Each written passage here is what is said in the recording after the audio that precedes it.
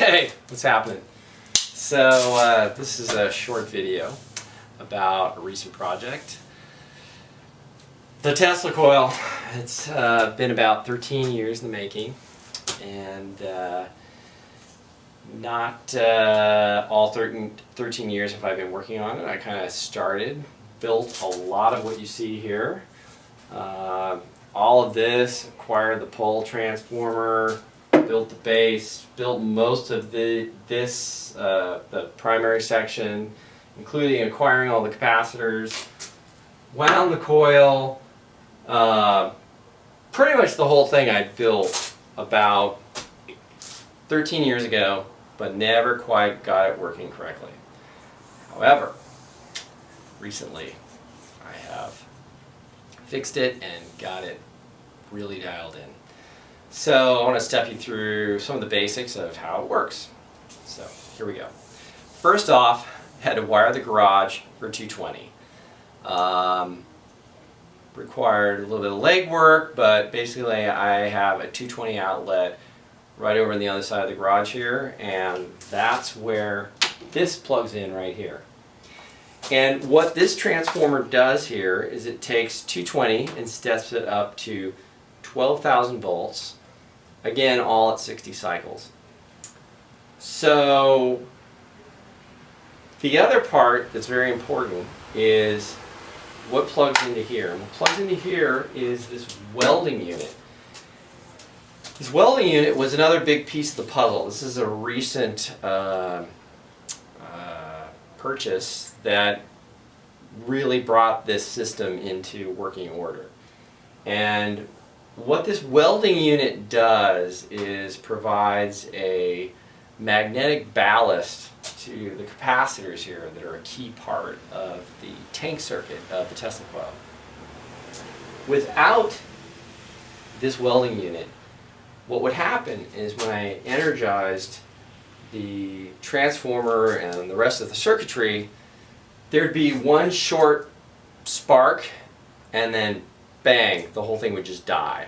I mean, within fractions of a second. It would just be one small snap of a pop, and that was that.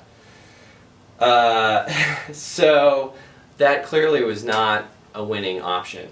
And it wasn't until I did some reading on the web and so on, found that the missing piece was this welding unit. So anyway, going back to the way this thing works. Plug this into 220, steps it, this pole transformer that actually weighs a hell of a lot, probably about 400 pounds, this whole thing. Steps 220 up to 12,000 volts.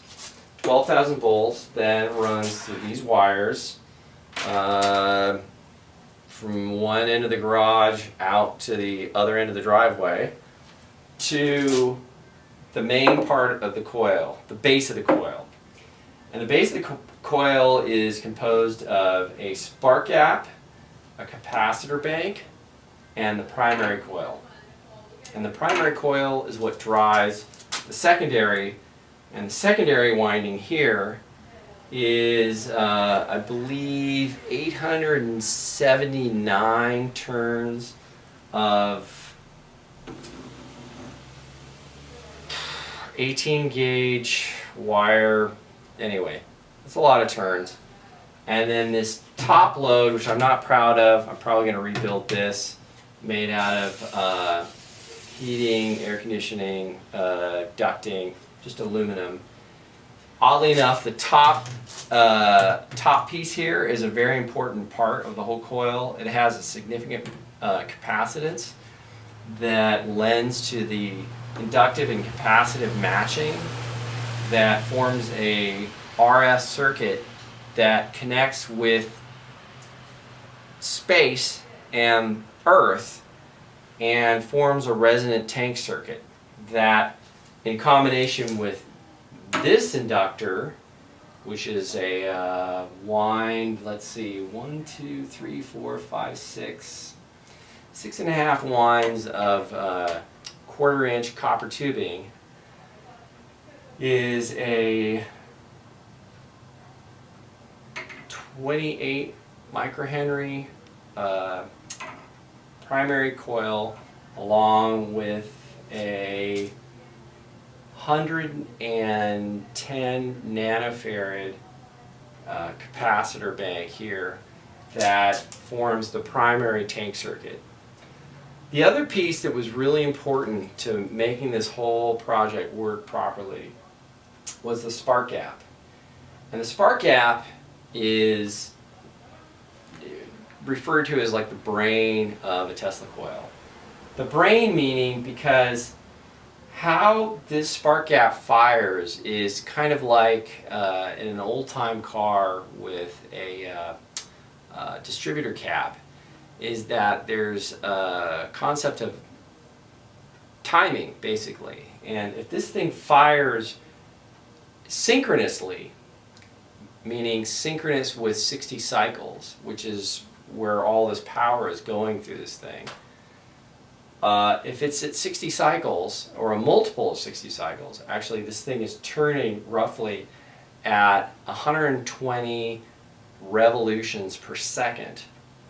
So this thing fires 120 firings per second.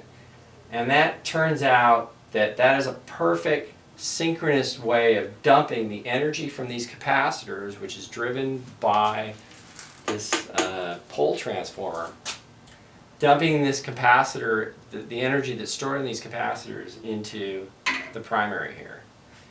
Then that resonates with the resonant frequency of the secondary and the toroid here.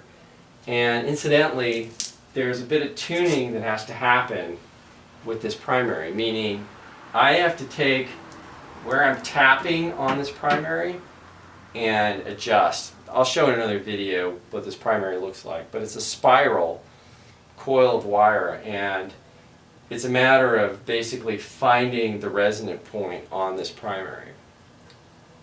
So, enough geeky talk. It's getting dark. Let's fire it up.